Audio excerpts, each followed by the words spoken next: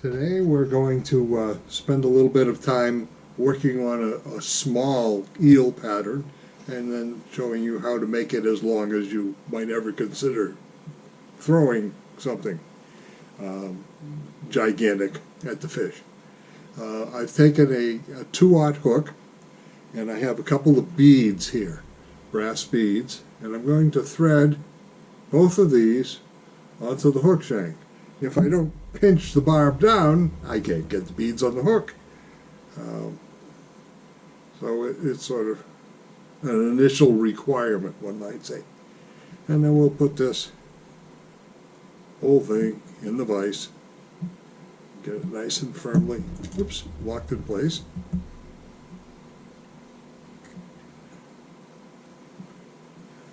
Now, you can tie this fly using black thread, or you could tie the fly using monofilament thread, but at the end you're going to have to change the black for monofilament, so this time we'll just use monofilament.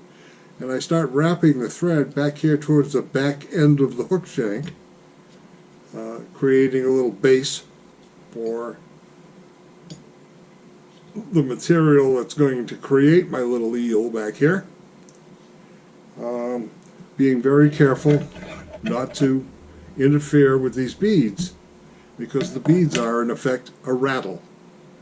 And though you don't see this very often, it was more common in the early 90s. Boyd Pfeiffer wrote a piece about it in Fly Tyer magazine, along with some other things. And I remember them back into the 50s and 60s. I'm going to start with a little bit of black bucktail. Bucktail comes in many different forms. This particular tail is quite stiff. The material doesn't have any real softness to it at all. And for this particular kind of a fly, it seems to be a good choice. And like always with bucktail, when you cut a nice big clump of it, you have to get rid of all of the soft stuff on the bottom.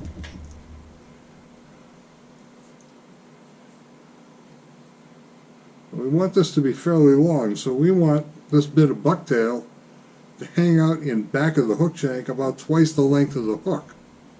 So we're going to place this right here on the back end where I've created my base and tease it around the hook shank a bit so that it pretty much surrounds the shank of the hook, and then we're going to wrap it down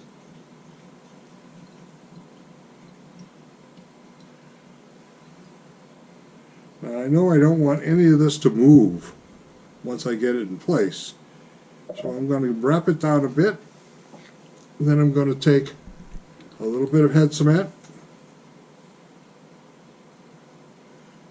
get it into those fibers so that it will penetrate, and then continue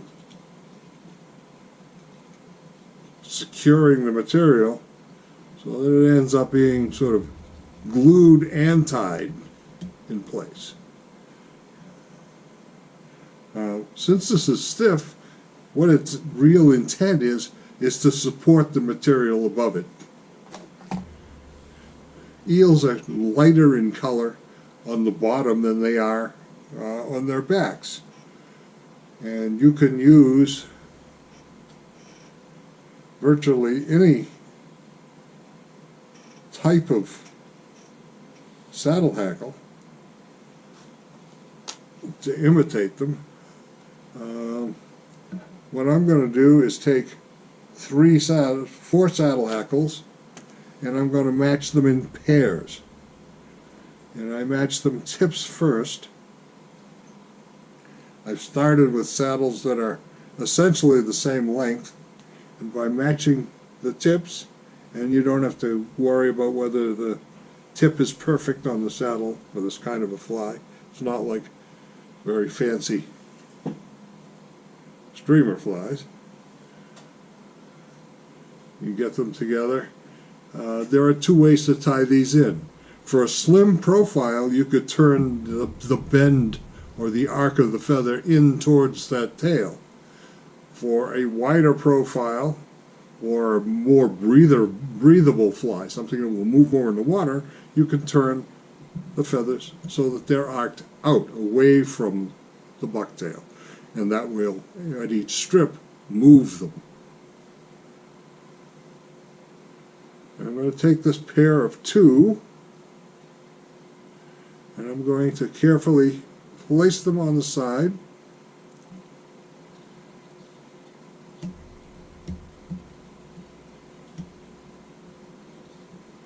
And I'm going to wrap them in place. Make several turns of hackle, or thread. There's about 10 turns there to hold them in place, and then gently flip off the excess material. My wastebasket's still on the floor, so yes, I'm not throwing stuff on the floor, and I won't have to pay a price for that later. Do the same thing again, matching tips. Makes it look neat.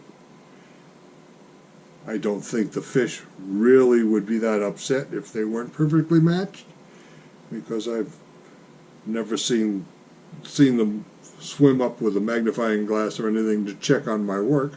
They just either eat it or don't. To place these on the side as I just did with the other, it's a lot easier with a rotary vise, so you can turn the vise and see exactly where you're putting material.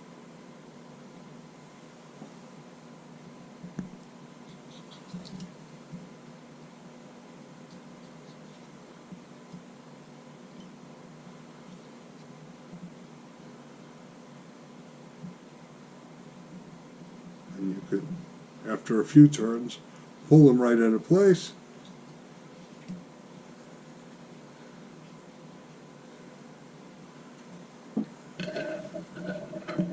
Another 10 turns of thread, and you can clip that off. So now I have saddle hackles splayed outward from the bucktail on both sides. I can then pull them in tight to the sides.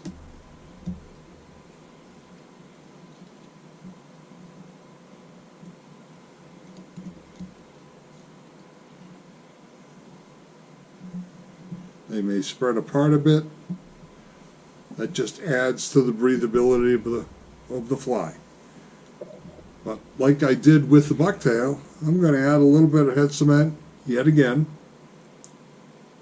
because I don't want anything to move around on me.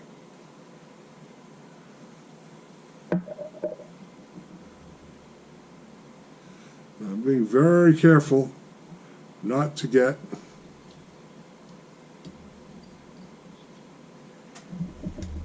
any of this glue on these two beads.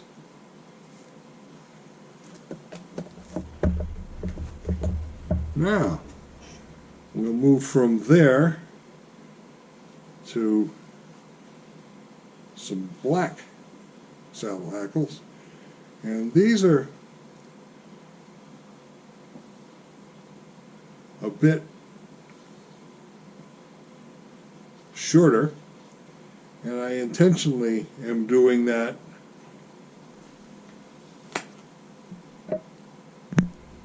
so that I end up with a little bit of the medium dun color or gray showing through at the tip of the fly, and it creates a little light spot of movement that's visible by contrast. I'm going to do the same thing again, matching the tips, and these can be quite different in length as you start. And these two that I have in my hands are certainly that.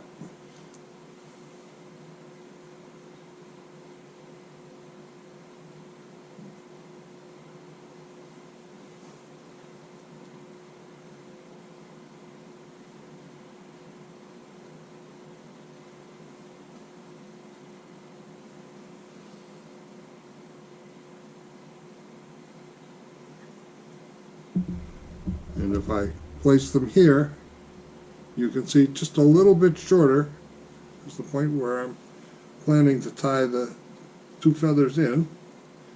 By pulling the fibers forward like I did with the medium dun or gray feathers, I create my little tie-in spot. I can then place that, just like I did the others, right where I want them.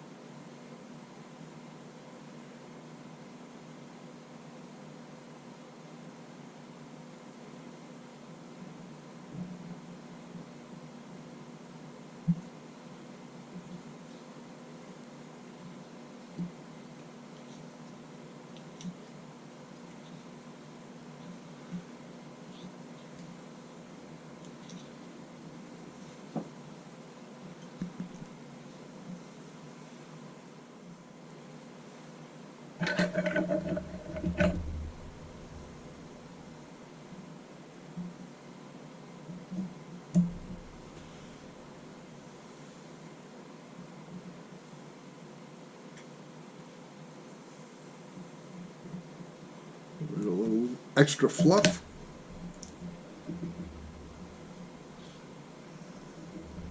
Return to a more vertical position and a little extra wrapping to hold everything in place.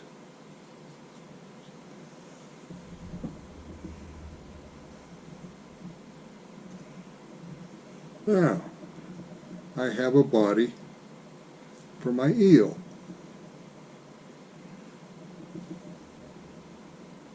And again, a little bit of head cement to help everything stay put.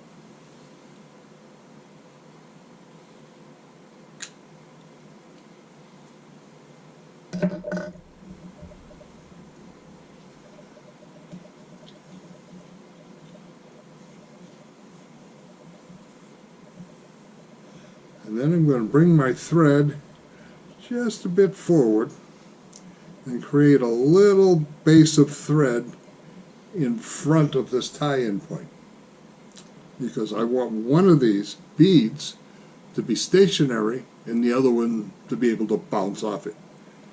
So by pushing that back onto my thread,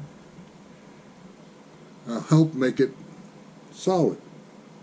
To make sure that it stays solid, somewhere under all this mess, here we are, we have some Loctite universal 60-second glue, which dries very quickly. I'm going to put a little bit of it right there, and I'm going to push one bead back into it.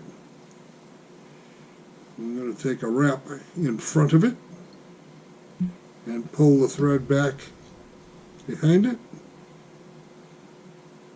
wrap right through the glue, and that one is now secure. Once that glue sets up in a minute, nothing's going to move around. But it hardly looks like the head of an eel, does it?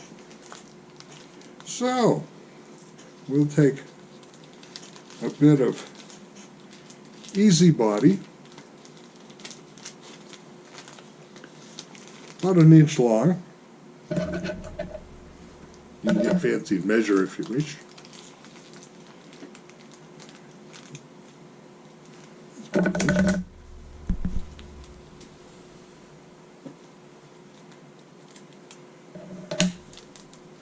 And we're going to slide it over both beads, working to keep this front bead away from the back one,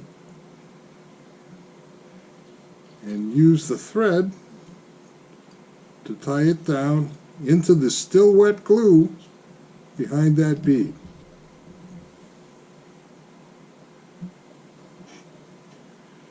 Then I'm going to push this back over itself.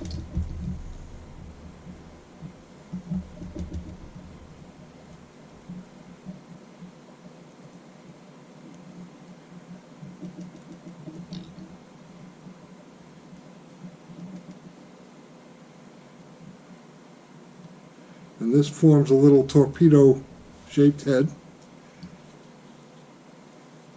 This monofilament thread is going to disappear when I put coatings on the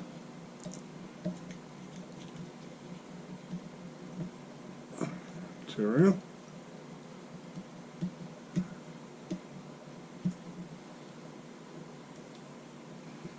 I'm just pulling it down tight. I'm going to push it back more. The whole idea of pinching it there was just to get it a little tighter.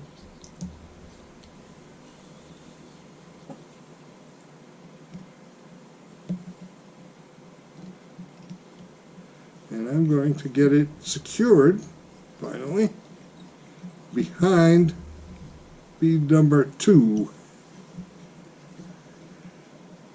and form a nice little teardrop shaped eel head.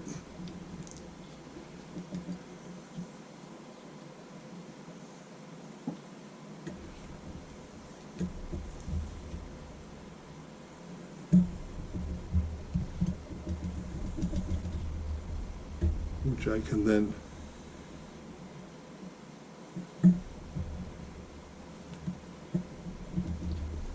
secure nicely. It's nicely tied off. There's nothing impeding the movement of this front bead. There are a few fluffy fibers that I don't particularly think will help anything. So I'll just make those go away.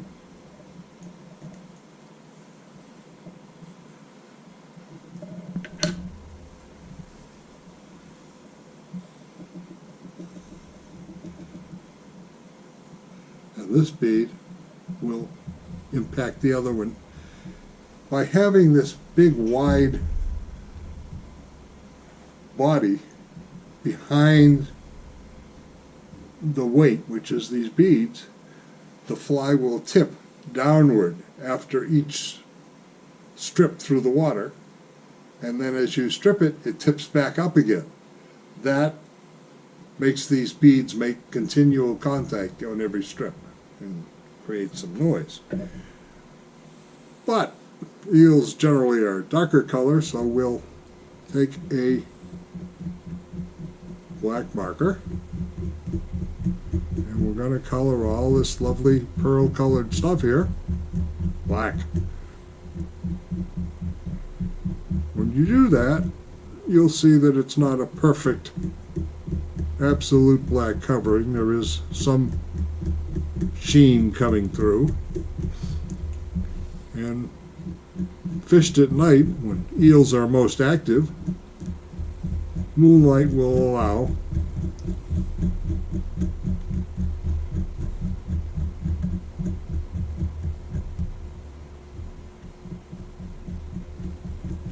a bit of reflection.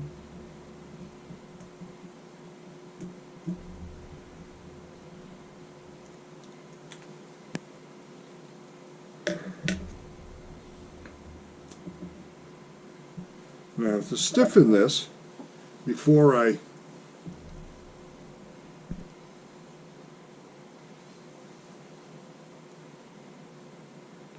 apply eyes, so my fly can see where it's going, of course, I'm going to put a little UV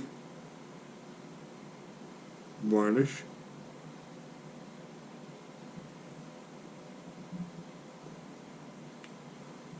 over that black marker.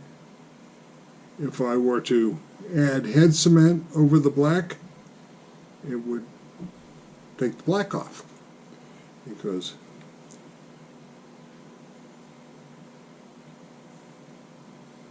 the Sharpie marker I used is soluble in the materials in head cement or nail polish. Pick. So it's not a heavy coat, but a little bit.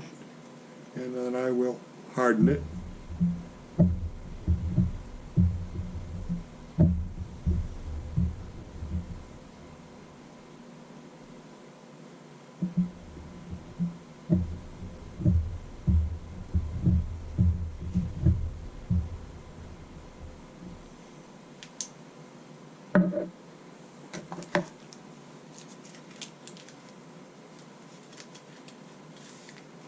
And then add a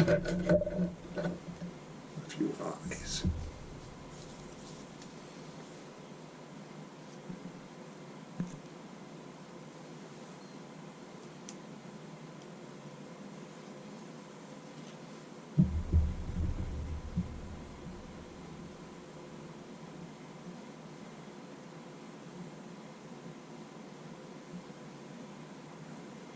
Done one at a time to ensure that everybody stays put. We'll place an eye. Put some UV varnish around it. Ensure that it stays where I want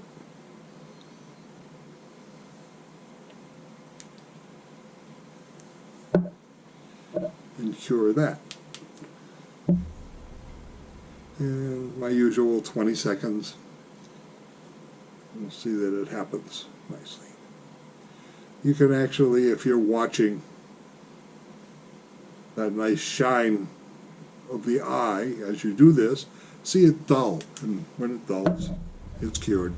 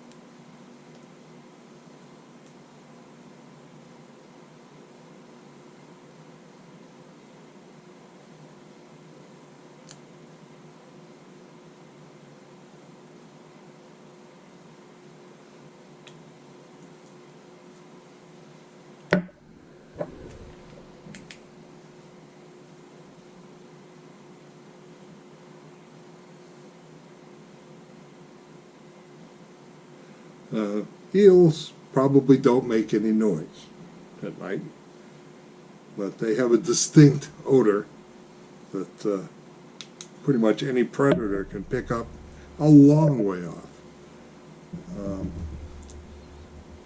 Lacking an odor,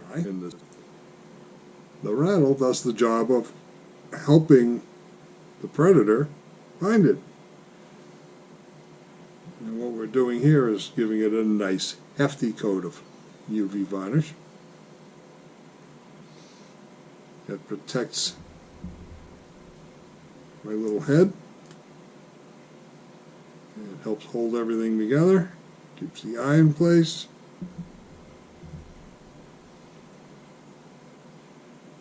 And certainly gains the approval of the tire because it makes the fly look better.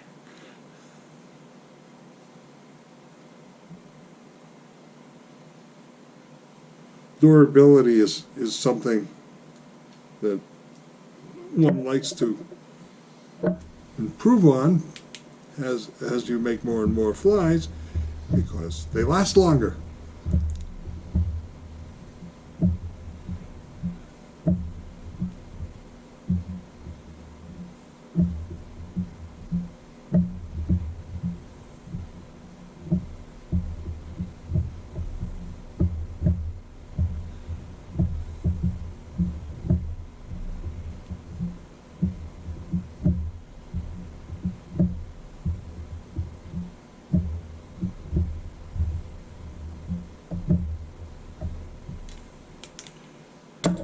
And then finally a coat of head cement to get rid of the sticky residue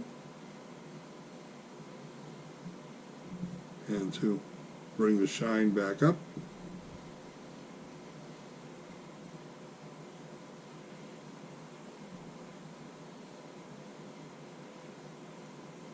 And then you just sort of let it dry. Now, I made one of these before, and I put some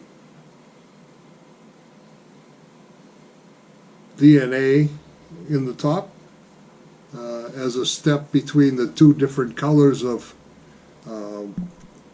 hackles. It increases the shine. Here's the same thing without the DNA, duller in tone. In either case, they both do a pretty good job imitating an eel. The DNA makes it fuller. When it's wet, this one will be thinner than this one will. But in either case, assuming you can hear that, they do rattle. Now, if by any chance this is not a long enough fly for you, then you can use a technique which I recently saw Rio showing that's used to make replacement loops for your fly line should the welded loop come apart. And basically it's done with braided monofilament, and you can make loops in both ends or loops of different sizes. But if you take one loop and put it on your hook and then thread another loop through it, you have a flexible connection that can make your fly, with as many loops as you can to attach to each other, make a much longer fly simply by tying material to the braided mono and working your way forward all the way onto the hook shank, recreating this same fly step by step in different places along the monofilament. So this is another way to make the same fly as long as you care to make it and as long as you are able to cast it.